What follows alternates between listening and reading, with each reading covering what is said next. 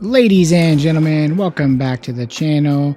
And today we have maybe a little bit more of a fair fight with the Xbox ROG Ally, the base model, versus the Steamdeck OLED.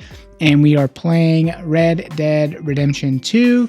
And I think this is a really good comparison for people to look at if they are considering the Xbox ROG Ally, because it is at $599. It is right in the ballpark of the Steamdeck OLED, which sits at $549 for the 512 model, which is the same amount of storage you would get for the Xbox ROG Ally, so kind of $50 cheaper.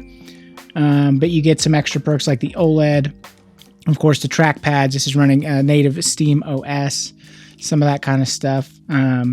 If you want the 1 terabyte model, that is $649. So with these having, comparable chips, comparable specs, I thought this would be a really interesting comparison. You can see the all of the settings, kind of a combination of ultra, medium, low. So if you want to scrub through and see all of those, you can check those out. The Xbox ROG Ally is set to 720p with RIS on, and it is running in turbo mode, the 20-watt setting. So a little bit of an advantage there. I think the Steam Deck, I didn't really mess with any of the TDPs, just basically running it out of the box like normal, which I think is a standard 15-watt TDP if I remember correctly. So this is going to be, I would say, generally speaking, a pretty even matchup between the two. And right off the bat, the screen sizes look like they're identical, except for the Steam Deck OLED is actually 7.4 inches at 16:10 ratio versus the Xbox ROG Ally, which is 720p and it's a 16:9 ratio. So the screens actually kind of look the same, but then it looks like you're getting like letterboxing on the Xbox ROG Ally because it's running 16:9. So that's not actually the case. It's just a 16:9 display, and it has pretty big bezels on the top and the bottom. And right off the bat, had a little bit of an issue with this loading in. And so, everything is dark, right? But you can kind of see some stuff in there. So I'm like, okay, well, on all of these devices, I cranked up the global illumination to ultra and the lighting to ultra, just because my experience with this game was that the lighting was super important to the experience, at least for me when I played it the first time. And I know we can't actually like recreate that with these lower powered devices, but depending on what the frame rate is and if it's not going to have like too big of a difference, I decided to just kind of go for it. So what I ended up having to do is go in and drop those down one level on the global illumination and the lighting, and kind of load it back in. And I think it kind of loads up just fine from there. So now we're going to go ahead and kind of continue on with the video here so you can kind of see how these are both looking and running. I actually honestly think that these both look totally good, totally playable, either way you want to go. I've really, when I first got the Steam Deck OLED, I hated the 16:10, but I'm just gonna be honest with you. I'm, traditional console gamer. You guys know that. So I was mostly doing a lot of remote play from like PlayStation 5 and Xbox and stuff like that. So I was kind of just like a little salty about losing some screen real estate to the 16:9 aspect ratio. But playing native PC games in 16:10 is, I think, awesome. It just adds just a little bit more screen real estate in your vertical space. And you can see the difference between the two here. This is basically the same resolution, so 720p versus 800p, and the difference there is just your extra, the 16:10 versus 16:9. So, even though that these are basically the same size, that 16:10, it just feels a lot bigger at the 7.4 inches at the 16:10 versus the 7.0 at the 16:9. And so there is a pretty noticeable screen size difference there when you're playing games, I would say, for sure. As far as image quality goes, I think this does look pretty good on both. I did note that the Steam Deck OLED was a little bit softer in its image presentation versus the Legion Go 2 with its 1200p. And that's to be expected. But with, one of the advantages of the Xbox ROG Ally here in Armory Crate, you have easy access to turn that Radeon image sharpening on. And I think that's like the low-key, like, superpower for the Xbox ROG Ally is that access to, since you're going to be playing AAA games at 720p most of the time, just to get, good enough frame rate and good enough image quality, 720p with the RIS turned on gets you a nice, really sharp image most of the time. So I've really been kind of blown away by that. It'd be nice if, you might be able to do that on a Steam Deck. I am not sure. I know people use lossless scaling a lot, and I actually have downloaded that as well, since they have that new Decky plugin for lossless scaling to have that really quick access in your games now. I think that's super awesome. So shout out to the community and a couple of guys who did a lot of work on that one. I haven't had a chance to use it yet, but I do have it all set up, so I will be checking that out, and maybe we'll do a video on it if you guys want that. So if that's something you want to see, or if you're interested in on the Steam Deck side of things, if you want to see how to utilize lossless scaling with the Decky plugin, leave me a comment down below. Maybe that's something that we can do in a future video. And if you just noticed on the Xbox ROG Ally, I had a little bit of stuttering happen there when we kind of went into this area and got off the horse. And in my experience playing on Windows, it's just like, I've kind of referred to it as like a load stutter.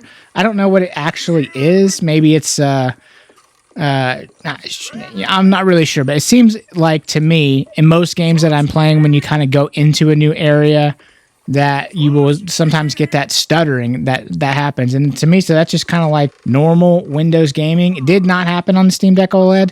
And to be fair, it didn't happen on the Legion Go 2 either.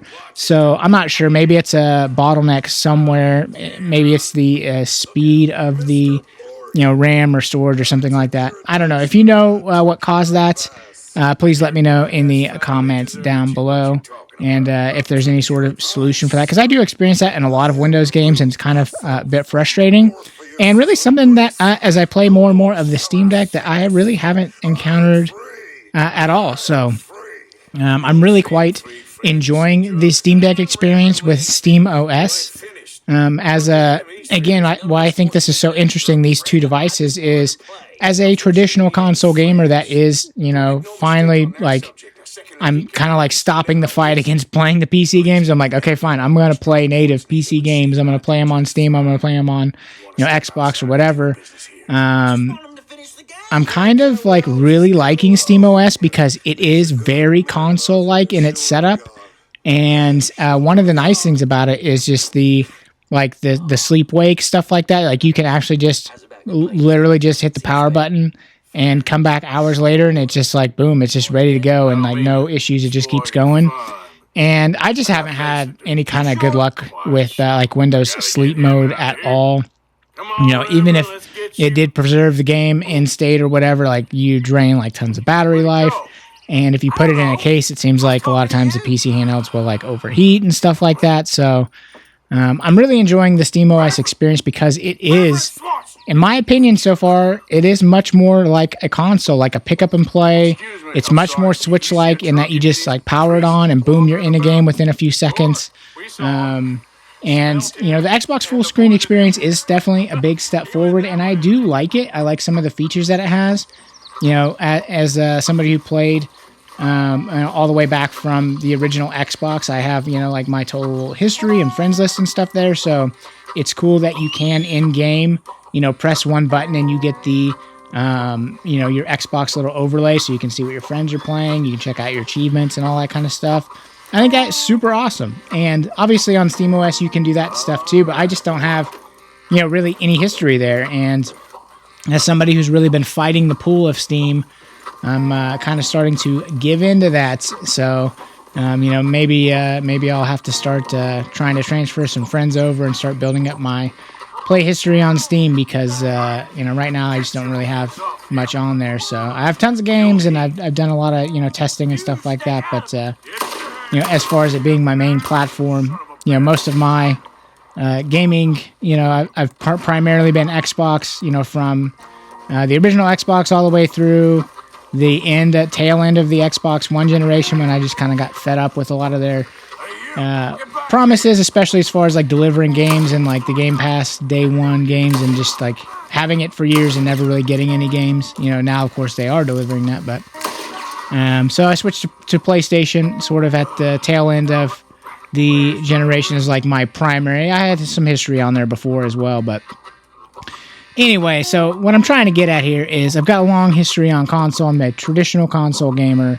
And as far as these two devices go, if I'm thinking about purchasing one or the other, for me right now, I really like the Steam Deck better just because it does feel more like a console than the Xbox ROG Ally does at this point.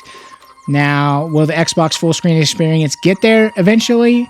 I have confidence that it might not. I'm not super confident in really anything that they're doing over there right now. I think the Xbox division is certainly kind of operating with their hands tied behind their back. It seems like Microsoft's calling the shots nowadays. So as far as confidence level, I'm kind of iffy, but I'm hopeful. So if you're an Xbox guy and you're like trying to pick this up as your first PC handheld, I think there is still hope that maybe they will get there. I personally don't have tons of confidence in it, but they definitely are focused on gaming now too. So maybe if the community is loud enough, if they lose enough players over to Steam or whatever the case may be, maybe they pay more attention to not just publishing their games and publishing their games everywhere, but maybe they start paying attention to their ecosystem a little bit more in terms of like Windows and gaming and all that kind of stuff. So, but as far as the performance between these two, I think it's kind of negligible. I think you're going to get about the same either way. The Steam Deck, you do have the OLED screen, which is nice. You do get the 16:10 aspect ratio, which is nice. So it is bigger, a little bit more expansive in the screen. On the Xbox ROG Ally side, you carry over the Xbox full screen experience, carry over your Xbox, your friends list, and all that kind of stuff. Now, to be fair too, you can run Xbox games on Steam Deck as well. It just takes a little bit more legwork. Whereas on the Xbox ROG Ally, you can play Steam games with much less legwork. So that's a benefit there as well. So just kind of two sides of the same coin, really. Just kind of about like, what is the experience that you want? Do you trust Microsoft? Are you riding with their new future of Xbox and their full screen experience, or are you looking for a handheld experience that's just more streamlined, that's more console like? In terms of, I like both. They both have like cloud saves, which is cool. So like if you have Xbox Game Pass Ultimate, that kind of stuff. Play anywhere. All of that stuff is super cool, and like you can play on your Series X, and then it'll transfer your save over to your PC version if it's a play anywhere title. But it's a hit or miss, so you're just no guarantees on whether that's going to actually be something you can do or not. But you, of course, do always have the option to remote play, which on the Xbox ROG Ally is nice because it's kind of built into the interface. It's built into the Xbox full screen experience. The cloud gaming is right there for you, or the remote play, all that kind of stuff. It's all just available. So if you're an Xbox console player, there is a lot of going to be some like familiarity and some ease to jumping into this one versus jumping into a Steam Deck. So if you jump into a Steam Deck, it's going to be completely foreign to you. It's going to be a brand new operating system. It's a brand new platform. It's going to be, brand new achievement sets. It's going to be brand new friends list, all that kind of stuff. So it's going to be like kind of starting from scratch, which is difficult for a lot of people, and I certainly understand that. So, if that is going to be a deal breaker for you, I think the Xbox ROG Ally is going to be totally fine.